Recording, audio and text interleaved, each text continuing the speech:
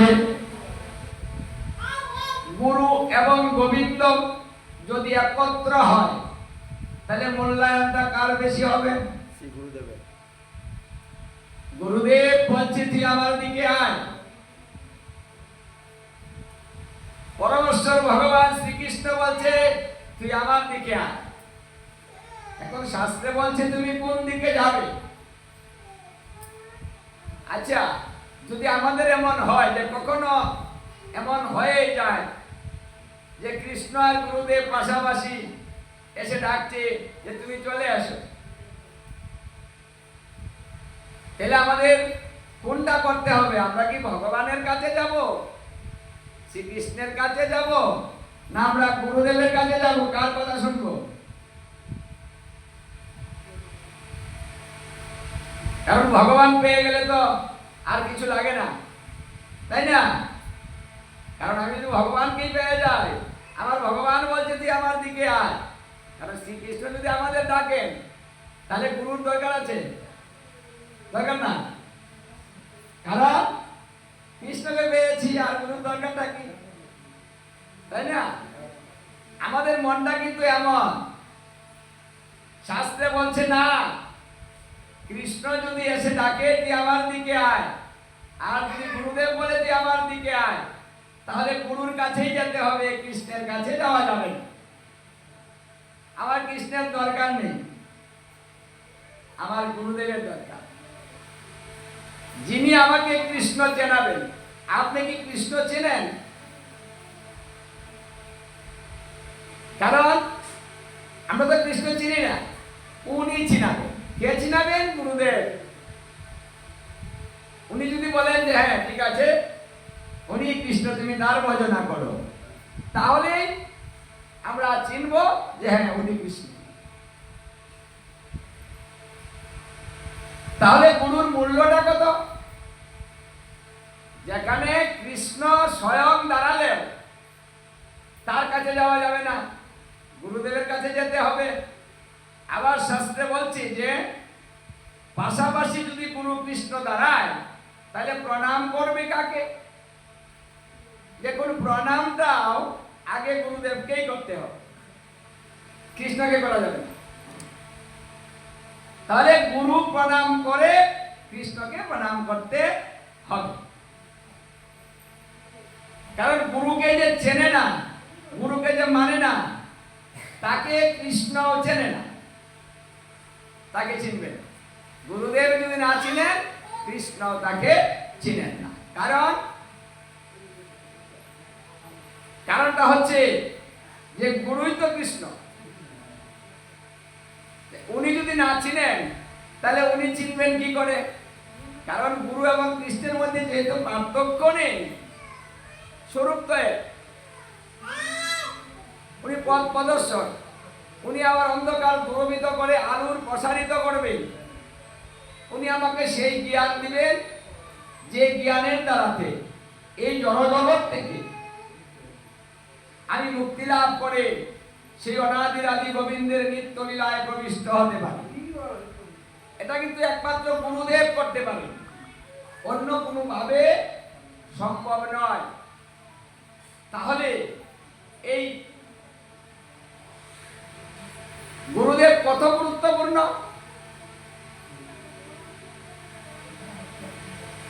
গুরু তত্ত্বটা হচ্ছে একটা পরম তত্ত্ব। গুরু তত্ত্ব পরম তত্ত্ব জানিলে ভাই এই পৃথিবীতে তার কোনো ঠেকাই নাই। যদি এই গুরু তত্ত্বটা, এই পরম তত্ত্বটা কেউ জানে এবং গুরুতে তার শ্রদ্ধা ভক্তি সমস্ত কিছু গুরুতে অর্পণ করে দেয়, তাহলে এই পৃথিবীতে তার আর কোনো ঠেকা নেই। এধাম অধাম মানে আপনি যেখানেই যাবেন সেখানেই আপনি সব কিছু পাবেন। গুরু সহায়, ভগবান সহায়। গুরু সহায় নেই, ভগবান সহায় নেই। তাই বলছে যে গুরু কৃপা করিলে আমি কৃপা করি। গুরু যদি কৃপা করে কোনো ভক্তজনে, মানে কোনো ভক্তকে যদি গুরুদেব কৃপা করে, তাহলে কৃষ্ণ কি বলছেন যে আমি অন্তর্যামী হয়ে আমি তাকে সমস্ত কিছু শিখিয়ে থাকি বা দিয়ে থাকি। তাহলে আমাদের বিপদ আসে কেন? কারণ আমরা যখনই এই গুরুপদ ছেড়ে দিয়ে অন্যদিকে আমরা মন ঘুরি, অন্যদিকে মন নিয়ে যাই, তখন ভগবান সহায় থাকে না, তখনই আমাদের বিপত্তি ঘটে। আমাদের এখানেই সমস্যা যে আমরা সব সময় মন এক জায়গায় রাখতে পারি না। ভক্তি আমাদের এক জায়গায় থাকে না, ভক্তি নষ্ট হয়। মাঝে মাঝে ভক্তি হয়, আবার মাঝে মাঝে হয় না। শাস্ত্রে বলছে গুরুদেব যদি আসে তাহলে সমস্ত কিছু ছেড়ে দিয়ে আগে গুরুদেবের সঙ্গে সাক্ষাৎ করতে হবে। সমস্ত কর্ম ছেড়ে দিয়ে গুরুদেবের সঙ্গে সাক্ষাৎ করে প্রণাম করে তারপরে গুরু আজ্ঞা নিয়ে তারপরে যেতে হবে। এখন আমরা তো এটাও মানি না, গুরুদেব এসেছেন চলে গিয়েছেন, তারপরে খোঁজ নিচ্ছি গুরুদেব আসছিলেন, হ্যাঁ, কোথায় আছেন, চলে গেছেন। আরে কি ঝামেলা, আমার দেখাও করতে পারলাম না। এত ঝামেলা ছিল, দোকানের ঝামেলা, সংসারের ঝামেলা, হ্যাঁ, আমি তো দেখা করতে পারলাম না। আচ্ছা, আর একবার আসি। আমরা কিন্তু দেখা করার সুযোগ পাই না। লাভটা হবে কি করে গুরুর, আর গুরু কৃপাটা হবে কি করে? কারণ যেখানে আমার ভজন, যেখানে আমার এই মানব জন্মের সার্থকতা, যেখানে আমার পাপ বিনষ্ট হবে, যাকে দর্শন করিলে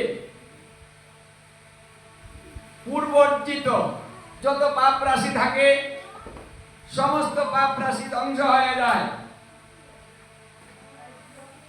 যাকে দর্শন করিলে মানে কৃষ্ণকে দর্শন করা হয়, মানে গুরুকে দর্শন করলে কৃষ্ণ দর্শন হয়, মানে গুরুর মধ্যেই ঈশ্বরকে দর্শন করতে হয়। তাহলে যিনি আমার সমস্ত দায় দায়িত্ব নিলেন, যিনি আমার জনমের অপরাধ নিলেন, এত বড় দায়িত্বটা যিনি নিলেন, যিনি আমাকে এই ধরাধাম থেকে, এই জ্বালা যন্ত্রণা থেকে মুক্ত করবেন। কারণ গুরুদেবের কৃপা ভারী যে পর্যন্ত বর্ষণ না হবে সেই পর্যন্ত জ্বালা যন্ত্রণা মিটে না। গুরুদেবের কৃপা হলে তারপরে মিটে। মনের জ্বালা কেউ মিটাতে পারবে না। মনের আগুন একমাত্র গুরুদেবের কৃপার দ্বারাতে মনের আগুন নিভিবে, অন্য কোনো ভাবে তা নিবে না। তাহলে যার কৃপা ছাড়া আমার এই সংসারে শান্তি আসে না, মনে শান্তি আসে না, আমার ভব বন্ধন ছিন্ন হয় না। বন্ধন জ্বালা জর্জরিত হব যদি গুরুদেব কৃপা না করেন, তাহলে আমরা সেখানেই সময় দিতে চাই না।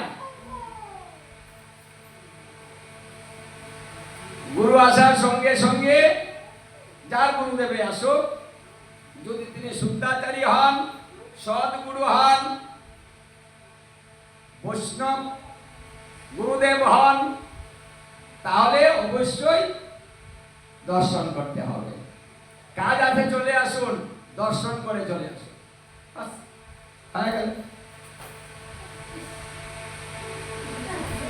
এই জন্য বিশেষ তিথিতে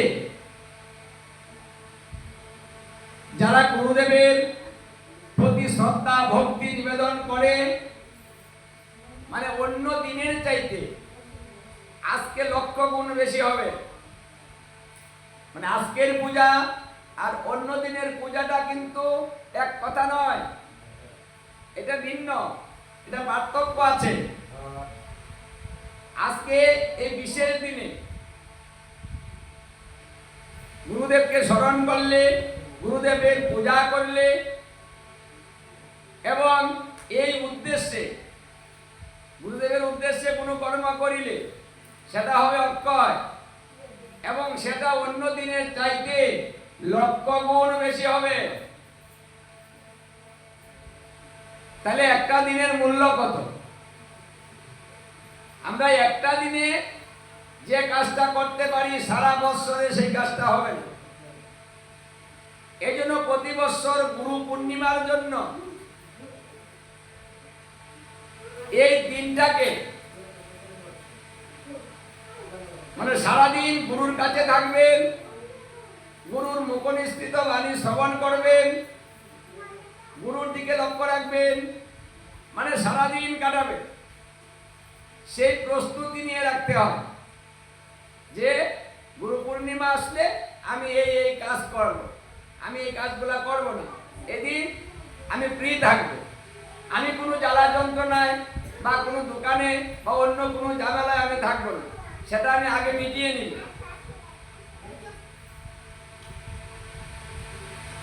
কারণ একদিনে